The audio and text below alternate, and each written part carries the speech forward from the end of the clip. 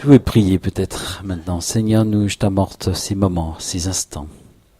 Je te demande encore de conduire et de diriger, de faire ton œuvre, de toucher les cœurs et les vies. Et vraiment, Seigneur, c'est toi, Seigneur, qui est puissant pour le faire, pour guérir, pour libérer, pour transformer, pour nous amener, Seigneur, et bien Seigneur, dans cette maturité en Christ, Seigneur. C'est ta puissance qui est capable de le faire, Seigneur.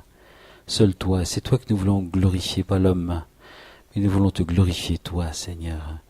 Veuille encore venir ce matin, Seigneur, pour toucher les cœurs et toucher les vies. Que ta parole soit une parole de vie, Seigneur, et qu'elle puisse libérer et affranchir au nom de Jésus. Amen. Le thème que je voulais développer ce matin, c'est connaître sa faiblesse et vivre sa force. Dieu a décidé d'accomplir des plans au travers de la faiblesse de l'homme. Et nous allons voir ce qu'est la faiblesse de l'homme. Nous lisons plusieurs récits dans l'Ancien Testament où nous voyons la fragilité de l'homme qui sert Dieu, qui connaît l'échec. Je pense à ce texte dans Élie, si vous voulez le suivre dans vos Bibles, vous pouvez les prendre, mais je vais vous lire ce texte, c'est dans 1 Roi 19, 4, où il est écrit « C'est assez maintenant, Éternel, prends mon âme, je ne suis pas meilleur que mes pères. » Il se coucha et s'endormit sous le genêt. Élie a connu une grosse pression en résistant à Akab et à Jézabel. Akab était le roi corrompu, un roi faible, et Jézabel était une femme sidonéenne que Akab a pris, qui était une prêtresse sataniste, une sataniste, Jézabel, qui a fait tuer les prophètes de l'Éternel et qui a élevé les prophètes de Baal. Élie a jugé ces prophètes de Baal et sa vie ensuite a été menacée par celle qui était la reine mère, par Jézabel. Et à cause de cette pression, il est parti se cacher. Lui qui était l'homme fort, il y avait un moment de faiblesse dans ce moment-là. On pourrait prendre le péché de David. Parlons aussi de Pierre. Pierre qui était un homme fort et qui est allé renier Jésus au moment où Christ avait le plus besoin de son équipe autour de lui. Jacob, c'est l'Ancien Testament, on passe de l'Ancien au Nouveau Testament, aimait l'intrigue et Dieu dut le dresser. Parlons aussi de l'apôtre Paul. L'apôtre Paul avait parfois de la dureté envers et de l'impatience envers ses collègues, envers son équipe. Et il s'irritait. Il avait des moments de faiblesse. Jonas s'enfuit pour ne pas obéir à Dieu, avalé par un gros poisson, un cachalot, on pense. Il fut revomi par le poisson. Plus tard, il s'irrita contre un ricin qui, alors qu'il dormait, s'est élevé tout seul. Ce ricin lui donnait de l'ombre, et puis ce ricin meurt. Dieu envoie un ver, tue ce ricin, et ce ricin dépérit, et il s'irrite. Il s'irrite, alors que Dieu a fait tellement de choses. Lot voulut offrir ses 2 filles à une bande d'homosexuels excités. La liste serait longue à décrire, d'hommes arrêtés par leur faiblesse, qui ont pourtant été puissamment utilisés par Dieu. Pourtant, les promesses de Dieu demeurent. Et celui qui a commencé en vous cette œuvre la complétera et l'achèvera. Et la première chose que j'aimerais dire pour continuer sur cette exhortation, cette méditation, c'est d'abord de comprendre que le trésor est dans le vase. Le trésor est dans le vase. Et nous allons lire ensemble ce texte de 2 Corinthiens, chapitre 4, verset 7. 2 Corinthiens, chapitre 4, verset 7. Là, nous sommes en plein dans le Nouveau Testament, où il est dit « Nous portons ce trésor dans des vases de terre, afin que cette grande puissance soit attribué à Dieu et non pas à nous. Nous sommes pressés de toute manière, nous réduits à l'extrémité, dans la détresse mais non dans le désespoir, persécutés mais non abandonnés, abattus mais non perdus, portant toujours avec nous dans notre corps la mort de Jésus, afin que la vie de Jésus soit manifestée aussi dans notre corps. Car nous qui vivons, nous sommes sans cesse livrés à la mort à cause de Jésus, afin que la vie de Christ soit manifestée dans notre chair mortelle. Nous portons ce trésor dans des vases de terre, afin que cette grande puissance qui nous est confiée, qui a été versée dans nos cœurs, cette gloire revienne à Dieu. Nous sommes soumis à toutes sortes de pressions, traqués par moments, dira Paul, perplexes, persécutés, vivant une certaine détresse, abattus, découragés, mais non abandonnés, ni désespérés, ni perdus. Bien que abandonnés ou désespérés, ces hommes qui travaillaient avec l'apôtre Paul vivaient cette mort de Jésus en eux et soupiraient que la vie de Christ se manifeste au travers d'eux. Même si nous connaissons pas nous-mêmes ce type de pression, parce que c'était des hommes qui allaient de l'avant, c'était des hommes qui partaient, ils avaient que quelques affaires sur le dos, ils évangélisaient, ils défrichaient, ils allaient dans des terres qui étaient complètement païennes. Ils étaient constamment en mission. Il y avait des combats. Si vous lisez les Actes, vous voyez la teneur de ce type de combat. Même si nous ne vivons pas ce type de pression et d'attaque, ces attaques et ces tensions sont bien présentes et palpables dans nos vies. Et parfois, nous chrétiens, nous l'oublions. Elles sont dues d'une part à la fragilité de notre vase, de notre être, et d'autre part, à la pression spirituelle de l'ennemi. Parce que l'ennemi n'est pas content de ce trésor qui a été posé dans nos vases, de cette grâce, de cette lumière, de cette puissance qui a été versée dans nos cœurs. Et je pense qu'il faut le comprendre, le réaliser ou se le redire de temps en temps. Nous ressentons la mort, nous vivons l'échec, nous vivons le découragement pour qu'au travers de notre service, vous viviez la vie et que cette vie se perd en vous. Et les combats sont normaux et les combats sont utiles pour grandir. Et les combats sont nécessaires pour que la vie de Dieu soit manifestée. Et même parfois il arrive des tensions dans l'église ou peut-être dans des groupes différents groupes d'activités dans l'église, mais il faut aussi que ces choses se fassent et s'opèrent pour que la vie de Dieu se manifeste, pour qu'on comprenne la valeur de notre vase, pour qu'on comprenne nos limitations, pour que l'on comprenne aussi qu'on est des fois, des vases de terre charnels, soumis à nos pressions, soumis à notre faiblesse. Et nous avons besoin bien des fois de rectifier les choses dans notre vie. Nous sommes un canal, non de mort, mais de vie, dira l'apôtre Paul. Et pourtant, nous connaissons la mort, nous connaissons la détresse, nous connaissons la souffrance, nous connaissons parfois des découragements, voire à la limite le désespoir d'un certain moment.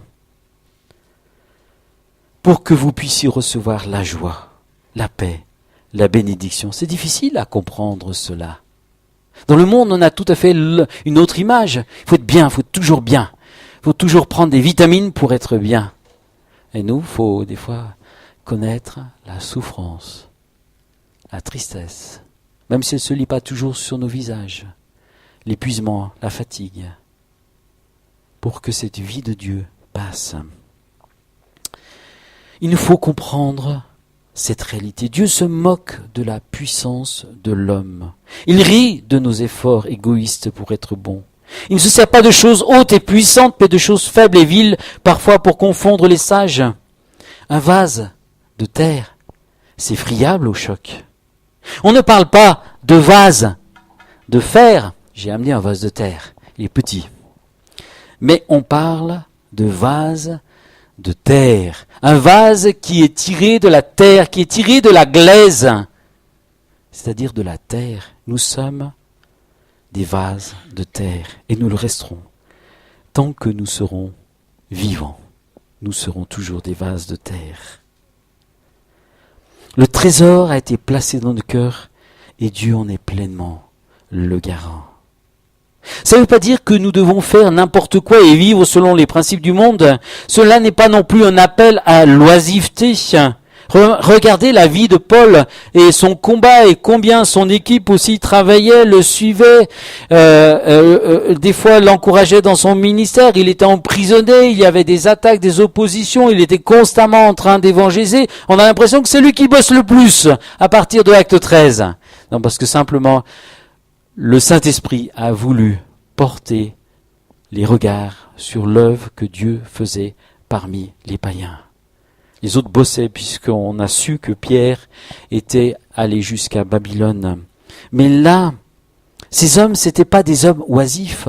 C'était des hommes en avant, qui étaient toujours dans un mouvement en avant. C'était des hommes de combat. C'était des hommes qui portaient le message partout dans le monde entier. Et il avait compris cette notion qu'il était qu'un vase de terre et que le trésor était dans ce vase de terre. Quelques années avant, d'être touché par cette lumière de Dieu alors qu'il se préparait à Damas d'aller arrêter des chrétiens, il était plein d'un zèle amer. Il était plein de cette force naturelle qui l'habitait et il voulait détruire cette foi chrétienne. Il a fallu que Dieu l'arrête. Il a fallu, qu'il y ait comme un éclair, quelque chose qui tombe. Il est tombé de son cheval. Cet homme commençait à être brisé. Et il pose la question, mais qui es-tu? Et Jésus lui dit, je suis Jésus que tu persécutes. Cet homme a été brisé. Il devra encore apprendre le brisement et aussi le renoncement dans sa vie. Pour que, ce vase qui est brisé laisse passer cette lumière de Dieu en lui. Dieu nous appelle dans nos faiblesses. Il sait d'avance que nous allons faire des erreurs. Mais Dieu met des trésors sans prix. Des trésors sans prix dans ces vases de terre, car il se complaît à faire l'impossible avec rien. Que son nom soit béni. Trouvez pas que c'est formidable? Trouvez pas que c'est formidable? La deuxième idée que je dirais par rapport à cela, c'est que nos échecs peuvent être des ferments de bénédiction. Dieu se complaît à utiliser nos échecs par moments. Un jour, une femme rencontre un pasteur et lui dit « Ma vie est un échec ». Elle pleurait, elle disait « Mais mon mariage est en train de partir à la dérive. Mes enfants, je n'arrive plus à en faire façon. Je m'en sors plus. Je n'arrive même plus à lire la Bible, à prier. Je comprends pas je n'arrive pas à la comprendre. J'ai l'impression de n'être utile à personne. » Cette femme était désespérée. Et le pasteur la regarde et lui dit, plutôt que de chercher à l'encourager et lui remonter les morales, le pasteur lui dit, c'est exactement le genre de personne que le Seigneur cherche. Pouf! Surprenant. Il pria avec lui et lui apporta des conseils judicieux. Et cette femme comprit une leçon qui a transformé le trajectoire de sa vie. C'est d'apprendre à s'abandonner dans le secours de Dieu. Nous allons prendre dans ce passage dans Ésaïe, chapitre 41, versets 14 et 16. C'est au sujet d'Israël. Israël. On en parle beaucoup d'Israël. Ésaïe, chapitre 41, versets 14 à 16. Je vais le lire avec vous.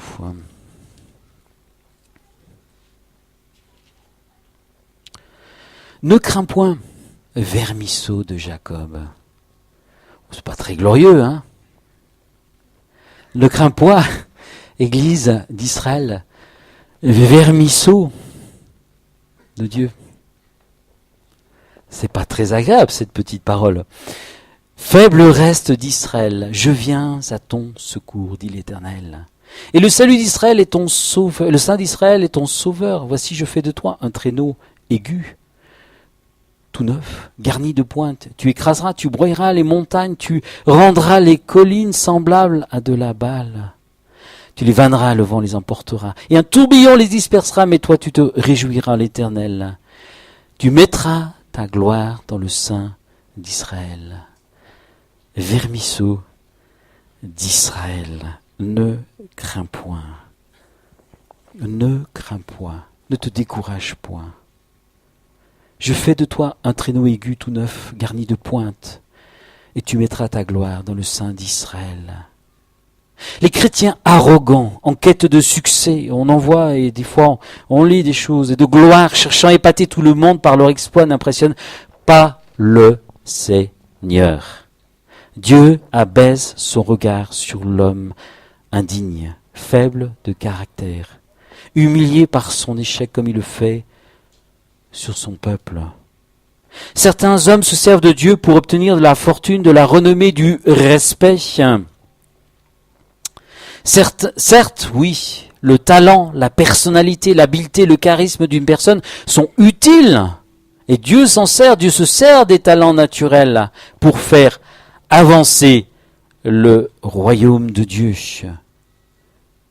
Mais il ne faut pas que les personnes placent leur confiance dans ce talent, dans cette habileté. Et je peux vous dire que l'apôtre Paul, excusez-moi du terme, n'était pas un couillon.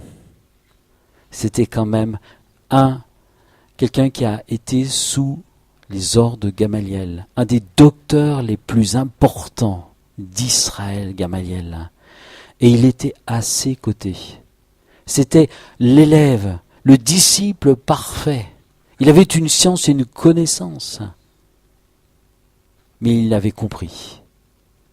Et il disait d'ailleurs, toutes ces choses, c'est que de la boue. Toutes mes connaissances. Parce que je veux gagner Christ et je veux apporter Christ au travers de ce vase de terre.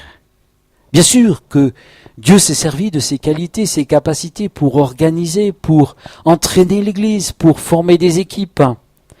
Mais il comptait sur la force de Dieu et il donnait la gloire à Dieu. Dieu n'est pas impressionné par tous nos charismes. Sa force est rendue parfaite dans ceux qui sont faibles et comptent sur son secours. Gédéon en est un exemple.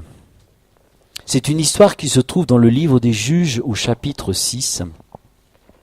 C'était un homme très craintif au moment de l'appel de Dieu, tellement les envahisseurs madianites opprimaient Israël. C'était un petit peu comme, quand les Allemands sont rentrés en France ou dans certains pays en Europe, il y avait une telle pression qui était là, et on peut comprendre, que Gédéon, comme ses frères, sa famille, avait peur de cet envahisseur. Ils se cachaient pour, cultiver, ils protégeaient toute leur culture, ils se cachaient pour battre le froment, nous est dit le texte. Et puis, Dieu l'appelle. Dieu lui donne des confirmations. Cet homme se fortifie. Et il partage son plan, son projet de libérer Israël des occupants, des Madianites. Et puis un grand peuple arrive à ce moment-là. Et Dieu lui dit, non. Le peuple que tu t'es fait lever est trop nombreux. Tu as trop d'hommes. Tu es trop fort. Les choses sont trop en ta faveur. Je ne veux pas que vous voliez ma gloire.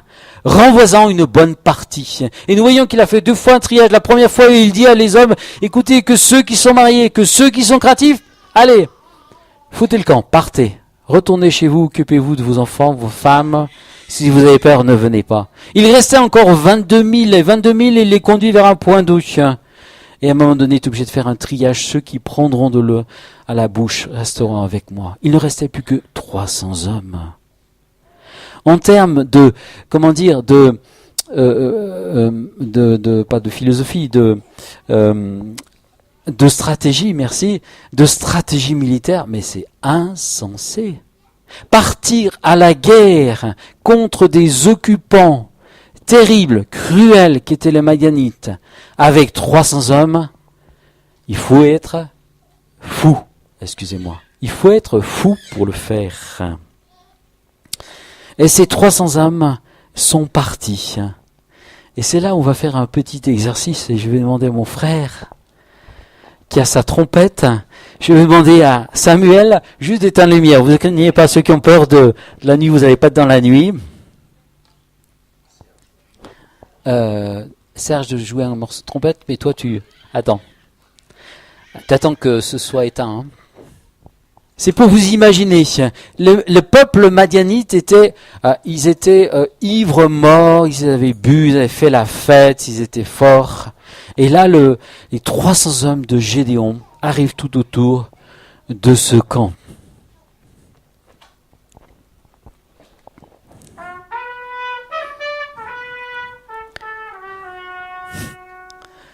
On a eu un gros morceau de musique. Merci Serge.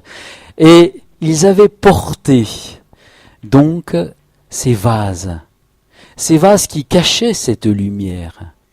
Ils ont sonné de la trompette. Il faisait nuit noire, une nuit d'encre, et ils ont brisé les vases. Alors je ne vais pas briser ce vase, hein, et la lumière est apparue. La lumière est apparue, et ce peuple a eu, on peut réclairer la lumière, très très peur. Ils étaient tellement saouls, ils ne savaient plus ce qu'ils faisaient. Ils se sont entretués. Et ceux qui se sont échappés, ceux qui s'enfuirent, furent rattrapés. La victoire fut gagnée. Nous sommes théophores, des théophores, des porteurs de la lumière de Dieu. Des porteurs de la lumière de Dieu. Le témoignage que j'entendais sur le Sénégal, où cette équipe avec Benjamin Huguenet est allée manger dans ce gars qui était quelque part un sorcier, tout ça. Il voyait comme des petites souris qui jouaient et je crois qu'il ne pouvait pas les toucher. Parce qu'il y avait la gloire, l'empreinte de Dieu sur la vie de ses frères et ses sœurs qui ont été protégés. Et cet homme qui connaissait très bien le monde spirituel le voyait. C'est vrai? Il le voyait. Nous sommes porteurs de la lumière de Dieu. Théo qui veut dire Dieu, fort qui veut dire porter. Amen. Porteurs de cette lumière de Dieu. Et c'est pour cela qu'il faut que de temps en temps le vase soit brisé pour que cette lumière puisse passer. Ne cherchons pas à nous briser nous-mêmes, je peux vous assurer, le Seigneur s'en occupe très très bien. Il y a des gens qui ont prié, qui ont fait cette prière, et après ils ont dit plus jamais je ferai cette prière. Et le dernier point que je donnerai, c'est Christ est ma vie, est ma sanctification. La faiblesse, c'est en premier la compréhension de notre incapacité à servir Dieu. La faiblesse, c'est pas la sensualité ni une autre faiblesse de la chair. Bien sûr que dans l'Ancien Testament, j'ai cité David qui est tombé. Mais la faiblesse, c'est pas la sensualité ou une faiblesse, notre faiblesse, l'alcool ou notre faiblesse de la chair. David a péché. Et il s'est repenti. Il a subi de lourdes conséquences de ses actes dans sa maison. La faiblesse dont parle l'apôtre Paul, c'est ce sentiment d'être incapable d'obéir à ses commandements par nos propres forces. Dieu nous appelle clairement à une vie de consécration, de sanctification, c'est-à-dire de séparation avec l'esprit du monde. Il appelle à renoncer au péché, aux mensonges, aux mauvaises pensées, aux convoitises de ce monde, et j'en passe. La parole de Dieu, d'ailleurs, nous lance des défis qui sont très très clairs à ce sujet. Marchez par l'esprit, aimez vos ennemis. Vous les aimez tous ceux qui vous agressent, vous les bénissez tous. Eh bien, allez-y. Si vous n'êtes pas arrivé, continuez, mais il faut avancer dans ce domaine. Entrez dans le repos, abandonnez vos craintes, soyez comme Christ, triomphez du moi, triomphez de l'orgueil, triomphez de l'envie, ne péchez point. Comment répondre à tous ces défis? En se débattant avec son énergie charnelle, on le fait. En jeûnant, en priant, en faisant toutes sortes de choses. Certains concentrent toute leur force pour atteindre ce standard de Dieu. Cela marche un temps, puis l'échec arrive. Dieu ne nous appelle pas à être indépendants et forts. Il nous appelle à être dépendants de lui. Il a été fait pour nous sagesse, justice et sanctification et rédemption. 1 Corinthiens 1,30. Je relisais ce texte, je me disais, j'avais jamais vu ce petit est sanctification, est rédemption. Christ est mon salut. Il est ma justice. Il est ma sanctification aussi. C'est Christ ma sanctification. Si j'essaye de le faire par moi-même, ça peut marcher un temps. Mais à un moment donné, je vais être arrêté. Je vais être arrêté. Ça ne veut pas dire, comme je l'ai dit tout à l'heure, qu'il faudra rester oisif. Mais il faut compter sur la vie de Dieu. C'est la vie de Dieu en nous. C'est Christ en moi qui l'accomplit. Dans la parole vivante, le texte traduit les choses autrement. Or, c'est grâce à Dieu que vous appartenez à Jésus-Christ et que vous avez été incorporés à lui. Et ce texte, je trouve, donne du sens. Incorporés à lui. Nous sommes incorporés à lui. Christ est le cep, nous sommes les sarments. C'est sa vie en nous qu'il accomplit dans la mesure où nous le croyons et nous nous approprions. Nous avons été ensevelis, et c'est le texte de la parole vivante, afin de partager sa mort, dit la parole vivante. Nous avons été ensevelis, ça a été dit, redit tout à l'heure, en substance par Philippe, afin de partager sa mort, dit la parole vivante, comme il est ressuscité des morts, nous recevons une nouvelle vie et nous sommes appelés à mener notre existence sur un plan nouveau.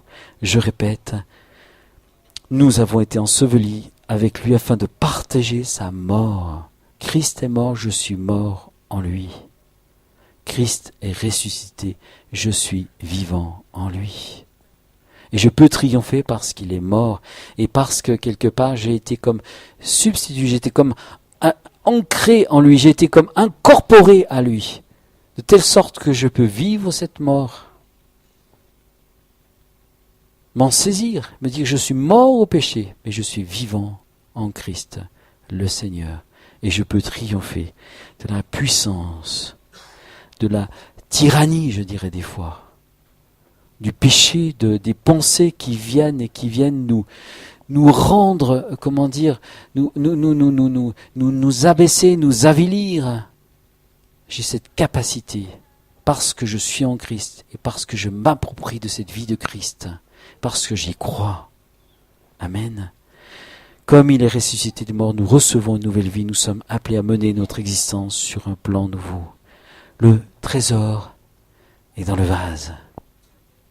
Mes frères, mes sœurs, il y a un beau trésor dans votre vase. Et c'est ce trésor qui vous fait être beau à ses yeux. Alors c'est sûr que si on allait de temps en temps voir ce qui se passe quand vous faites, entre guillemets, la mauvaise tête ou la gueule, c'est pas toujours beau. Mais ce qui est beau, c'est le trésor est dans le vase. Dieu aime ce trésor dans le vase. Quelle beauté, quelle gloire. Et un jour, ce trésor va complètement revêtir notre nature. Notre corps, il est dit la Bible, c'est pas notre chair qui va ressusciter comme c'est dit dans le credo catholique, mais c'est notre corps qui va ressusciter. Un corps de gloire. Un corps qui sera plus soumis à la puissance. Ça veut dire qu'il faut que je m'arrête. J'allais le faire. Du péché. Amen. Le trésor est dans le vase de terre. Nos échecs peuvent être des ferments de bénédiction. Christ est ma vie et ma sanctification. Je vous demande simplement, on va prier ensemble. de se lever, de dire Seigneur où j'en suis ce matin. Peut-être que j'ai l'impression d'être comme cette femme, d'avoir ce sentiment mais ma vie est un échec. Mais je suis une catastrophe ambulante, certains le disent. Et parfois on peut le penser. Seigneur, je viens à toi. Seigneur, je viens à toi. Tu as versé ce trésor dans mon vase et tu as aussi la puissance d'affermir mes pieds. Tu as aussi la puissance de me rendre fort. Tu as la puissance de me transformer. Cette œuvre que tu as commencée dans mon cœur et ma vie, tu es capable de la parfaire. Tu es capable de la conduire jusqu'au bout. Vous rendez-vous compte de la confiance que Dieu nous a faite en versant dans nos cœurs les arts de l'esprit. Oh, qu'on puisse prier, Seigneur, j'abandonne mon cœur, tu connais ma vie. Chacun puisse prier, tu connais mon cœur, tu connais mes échecs, tu connais mes faiblesses aussi, mais je te les apporte, mais je crois ta puissance de vie, de résurrection qui me transforme. Seigneur, je veux prendre des victoires sur ma vie naturelle, sur mon caractère, sur peut-être des choses secrètes, des péchés secrets, des obsessions que j'ai, des pressions que je subis et après je suis, quelque part quelqu'un de caractériel, d'insupportable. Je te les apporte ce matin. Et je veux vraiment, Seigneur, compter sur toi. Parce que je me suis battu par moi-même, je ne suis pas arrivé, mais ta puissance est capable de le faire en moi. Je viens à toi. Je m'abandonne entre tes mains. Amen. Amen. Que son nom soit loué. Que son nom soit béni. Je t'apporte chacun de mes frères et sœurs et moi-même. Seigneur, nous comprenons combien nous sommes ce vase de terre, mais dans lequel tu as mis tellement un beau trésor. C'est comme un jardin fleuri. Et nous voulons que ce trésor prenne de plus en plus de place dans nos cœurs, dans nos vies. Et que les gens ne voient pas, Seigneur, ce vase de terre à notre rencontre, mais voient et sentent de plus en plus cette présence de Christ. Nous acceptons nos difficultés, nous acceptons les moments, peut-être de détresse, de découragement, d'oppression qui sont là. Parce que ce que nous voulons, c'est que, comme toi, que ce vase puisse briller de la lumière de Dieu. Et que cette lumière touche tous ceux qui nous entourent, nos amis, notre entourage, tous ceux auxquels nous parlons de toi. Oh, que cette année, Seigneur, ce vase soit, Seigneur, vraiment ce théophore, ce porteur de Dieu, porteur de la lumière de Dieu. Merci de nous accompagner. Merci de bénir chacun. Merci d'aider chacun dans sa vie personnelle. Merci de fortifier chacun, afin qu'il croie qu'il ait la foi pour un changement, pour une transformation dans sa vie. Au nom de Jésus. Amen. Que Dieu vous bénisse.